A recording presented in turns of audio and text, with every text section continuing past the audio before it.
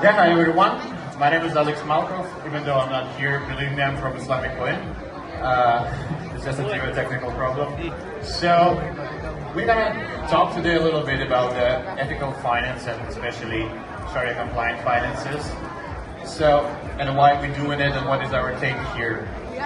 So the problem which we are beginning with is that despite many problems which, for example, Ethereum has, like expensive gas or slow GPS, very little, the project is still preferring Ethereum network over other L1 chains.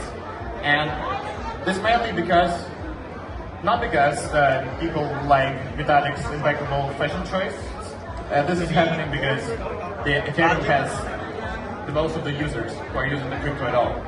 So basically, other layer 1 protocols are trying to attract the users and convince them to use their L1s instead of the Ethereum. So try to choose them over the ETH. But we think that it's important in order to bring the crypto to the real path, in order to make crypto on the global scale more usable. We need to cater the other groups that previously untapped by crypto or blockchain at all. So, and by solving the problems which stands between this adoption and the new group of clients, we eventually came to our haqq network and the Islamic coin, which we're gonna talk about today. So, what is the haqq network and the Islamic coin? If I need to describe it in one sentence, it's basically ethical Ethereum for the Muslim community. And the reason for that is because the Islamic finances are very different from the classical ones, which you probably know, but there are several big differences which, in the end of the day, makes crypto almost inaccessible by those who are carefully following the Sharia law, so using the Islamic finances.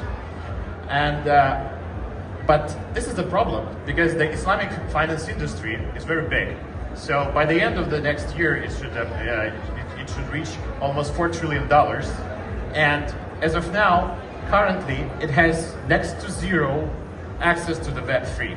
So the liquidity from the Islamic banks, which are growing very rapidly, much faster than the legacy finance, the classical finance, it's huge.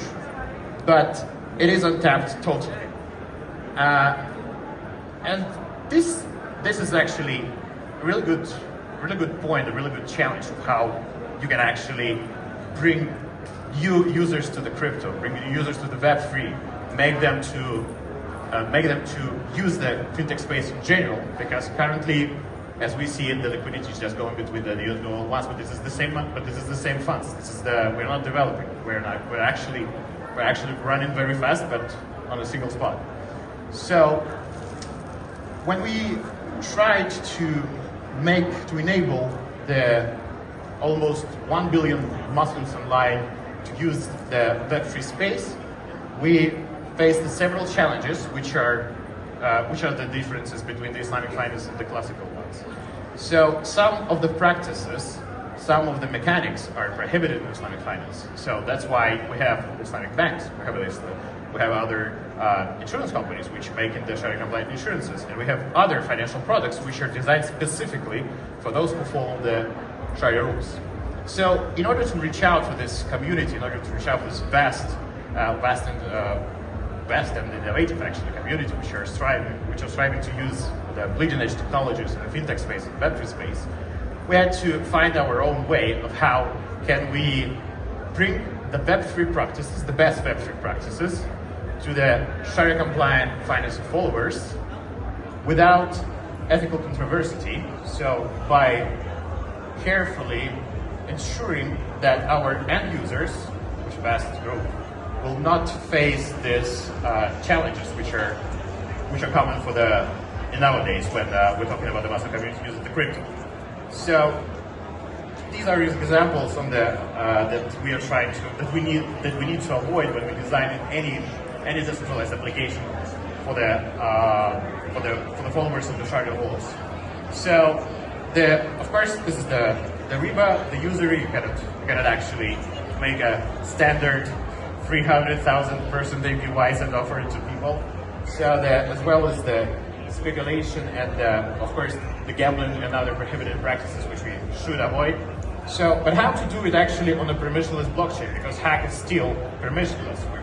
It's, you can deploy whatever you want there, but we need somehow to solve the problem, to tackle the problem of the end user who maybe not very savvy in the Web3 or just have zero experience.